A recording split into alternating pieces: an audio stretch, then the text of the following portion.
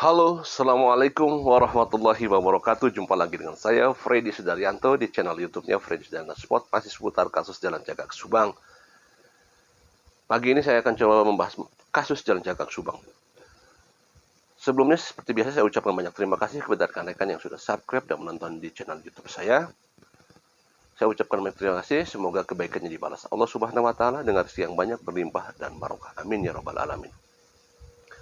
Dan kita juga doakan sama-sama saudara-saudara kita yang sedang ditimpa musibah, yang sedang sakit, semoga Allah mengangkat musibah dan sakitnya. Amin. Dan kita doakan almarhumah dan husnul khotimah. Amin ya rabbal alamin. Baik, kasus Subang ini terus dipantau seluruh masyarakat Indonesia, baik yang ada di dalam negeri maupun di luar negeri. Mereka memantau karena sampai kapanpun akan terus dipantau. Ini membawakan kepenasaran kepada kita semua. Siapa sih pelaku sebenarnya ini semua? Kalau kita lihat dari saksi-saksi yang sudah terperiksa,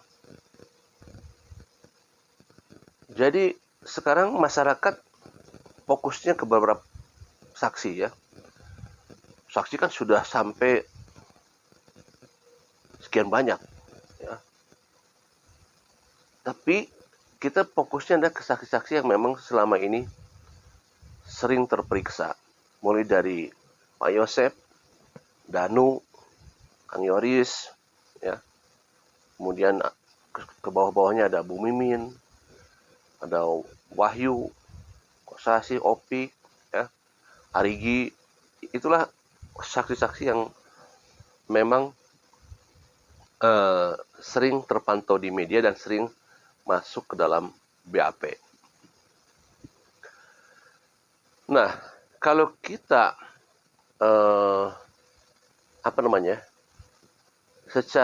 secara logis ya, kalau dia di BAP 1 kali, 2 kali, 3 kali, kalau tidak ada kecenderungan 3 kali selesai, 4 kali selesai, 6 kali selesai, tidak ada kecenderungan, seolah-olah berarti dia bebas ya. Ya, secara logis ya, secara logika, kalau memang dia tidak ada kecenderungan hal-hal yang membuat hal yang jadi pertanyaan, selesai BAP 4 kali berarti dia tidak ada indikasi, kan gitu ya secara logikanya. Wajar kan, ini wajar, logika wajar. Kalau misalkan kemudian dia di BAP terus, dipanggil lagi di BAP terus, berarti kan ada kepenasaran dari pihak penyidik ya, dari pihak penyidik untuk menanyakan sesuatu hal yang memang wajib ditanyakan, ada hal yang akan ditanyakan, dan itu pertanyaan yang menjadikan kepenasaran atau kecurigaan, minimal ada kecurigaan, maka dipanggil terus. Nah, saksi-saksi yang sering dipanggil terus itu sebenarnya secara tidak langsung sekian persen sudah ada kecurigaan ya, sekian persen.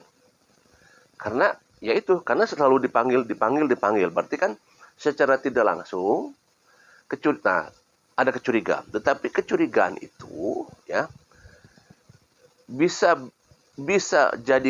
berarti bahwa dia memang bisa aja terindikasi ke arah tersangka atau pelaku, bisa juga pelaku utama ya, bisa juga terindikasi terhadap pelaku pembantu, bisa juga terindikasi kepada pelaku yang mengetahui.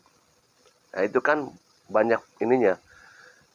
Artinya bahwa kalau dia sering di BAP, ada sesuatu yang memang diharapkan dari seseorang itu mendapatkan pernyataan yang akan kena terhadap materi daripada pelaku, seperti itu. Nah, kesininya coba kita lihat sekarang ini ya. Kalau saya lihat dari saksi-saksi yang banyak terperiksa, kita lihat sekarang ini mereka memperlihatkan kegiatan-kegiatan ya, karena muncul di media. karena muncul di media, baik itu berupa wawancara atau bentuk video dan lain sebagainya. Mereka memperlihatkan, kita lihat semacam satu aktivitas, kedua kegiatan sehari-hari ya. Ketiga kita lihat mulailah ke masalah performa atau penampilan saksi-saksi yang di BAP-nya cukup banyak, itu menampilkan mereka performa yang cukup baik. Artinya apa? Kegiatannya ada, kemudian terlihat di media, dan terlihat tenang-tenang saja. Ya, ada senyuman manis, ada perkataan yang tenang, ya. Kemudian juga ada gerakan-gerakan yang rileks, ya. Tidak memperlihatkan ketakutan, tidak memperlihatkan kebimbangan. Kita lihat ya di media-media. Artinya kalau kita lihat itu berarti mereka yang saksi-saksi yang selama ini banyak diperiksa, itu kita lihat mereka tenang-tenang saja. Ya, santai, ada yang berolahraga, ada yang berkebun, ada yang ya macam-macam lah ya. Ada yang usaha ke sana kemari. Artinya itu memperlihatkan mereka ketenangan.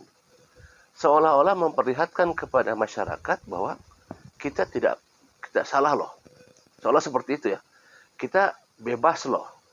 Kita tidak ada indikasi ke arah sana loh. Jadi seolah-olah secara verbalnya sebegitu memperlihatkan ya. Bahwa mereka itu tidak ada masalah.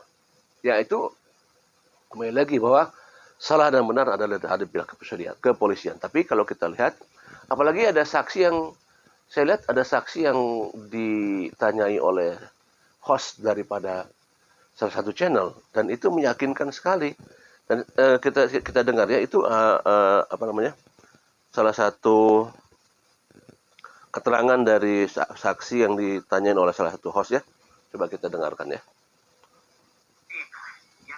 Biar tahu, kaos yang putih itu dari orang Kabag pemerintahan. Itu bukan baju Bapak? Bukan, itu pinjem. Karena kan dia ada bawa di mobil. Terus yang celananya itu punya Pak Mul, pinjem juga. Jadi saya nggak itu kan nggak pulang lagi. Hanya Bapak udah nggak bisa masuk rumah, nggak bisa ngambil baju-baju Bapak. Makanya baju-baju itu semua bukan punya baju, kaos bukan punya Bapak itu hanya pinjam gitu, dikasih pinjam. Siap. Termasuk celana pinjam. Jadi kalau orang berasumsi lainnya, Bapak lebih terbuka silakan. Makanya mau cari yang jujur atau yang bohong. Nah, Bapak sejujurnya gitu, nggak mau ke pabrik kita berbohong. Sekalipun banyak netizen membuat apapun terhadap saya terima. Kenapa? Dia daripada saya gini, ya, saya sudah punya prinsip. Daripada saya menjelekan orang lain, lebih baik menjelekan orang. Daripada menghina orang, lebih baik menghina orang. Itu prinsip saya. Yang penting kita tidak menghina orang, apalagi kita tidak memframing orang, tapi orang lain memframing saya nggak apa-apa. Nanti juga Allah akan membuktikan mana yang benar, mana yang salah.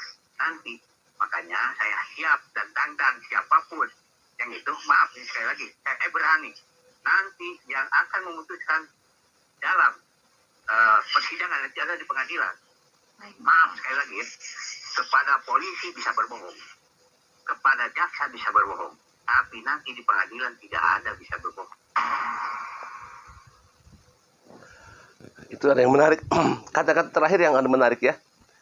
Kepada polisi bisa berbohong, kepada jaksa bisa berbohong, tetapi nanti di pengadilan. Waduh, ini pernyataan yang sangat dari Pak Yosef, pernyataan yang sangat konotasinya percaya diri, penuh percaya diri dan yakin. Dan ini menarik ya. Kenapa saya bilang menarik? Karena kan akhir-akhir ini Pak Yosef banyak juga ditanya oleh salah satu host di salah satu channel, banyak juga diwawancara, dan itu juga artinya gini, mau diwawancara ya, karena dan saya yakin tidak setiap orang bisa mewawancarai Pak Yosef. Satu, pertama memang ada PH pendampingan hukum, tapi ini bisa mau bicara sama salah satu host. Saya tidak akan membicarakan siapa host itu ya, tetapi saya pengen bicaranya adalah masalah saya pribadi suka kalau ada saksi yang mau bicara di media, sangat suka sekali, karena kita ini kan konten kreator ya, konten kreator yang kita butuh butuh berita. Makanya pada saat ada saksi-saksi yang bicara seperti itu di media, kita ikut senang. Jadi kita ikut menerawang, ikut menganalisa nantinya. Makanya saya diharapkan ya kalau saksi-saksi boleh saja bicara-bicara di sana mereka untuk meyakinkan diri mereka masing-masing. Dan kalau saya lihat dari pernyataan Pak Yosep yang selama ini di media, yang ditanya oleh oleh host salah satu channel ya, itu menampakkan bahwa keyakinan Pak Yosep sangat yakin sekali sampai beliau mengatakan bahwa sama polisi bisa bohong, sama jaksa bisa bohong, tapi di pengadilan tidak bisa bohong. Berarti itu keyakinan, yakin Pak Yosep percaya diri ya. Ya baik, itu kan baik, seperti itu baik. Kalau misalkan ada yang lain juga seperti ini bagus nih. Saksi-saksi yang lain, saksi Yoris, saksi Danu, saksi Wahyu, saksi Arigi, saksi Mimin ya. Kalau misalkan mereka mau bicara seperti ini bagus itu. Jadi akan terlihat, oh kalau ini yakin nih, seolah-olah tidak akan bersalah. Ini yakin nih bicara tidak akan bersalah. Yang ini yakin tidak akan bersalah. Bagus itu. Jadi kita akan, oh, kalau begitu siapa yang merasa bersalah? Nah, gitu kan ya. Seperti itu jadinya kita berapresiasi aja nih ya. Sehingga seperti pernyataan Pak Yosep kemarin saya lihat berdiskusi masalah saksi Walilis berkata masalah keyakinan bahwa Yosep dipanggil oleh Yosep memanggil ya lewat telepon, kemudian dibantah oleh Pak Yosep. Nah itu kan hal-hal yang kayak begini bisa bersuara kan baru sekarang muncul di media. Nah ada lawan pembanding kan. Ini kan dia mengisyaratkan sesuatu hal yang baru,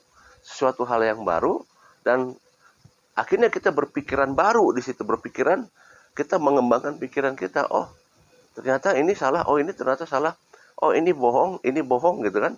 Dan siapa sebenarnya yang bohong? Siapa yang bohong? Semuanya ada di penyidik tentunya. Nah, ini saya suka yang kayak begini nih. Baik, materi hari ini seperti itu adalah masalahnya adalah inilah kepercayaan diri daripada saksi. Assalamualaikum warahmatullahi wabarakatuh. Selamat sahur.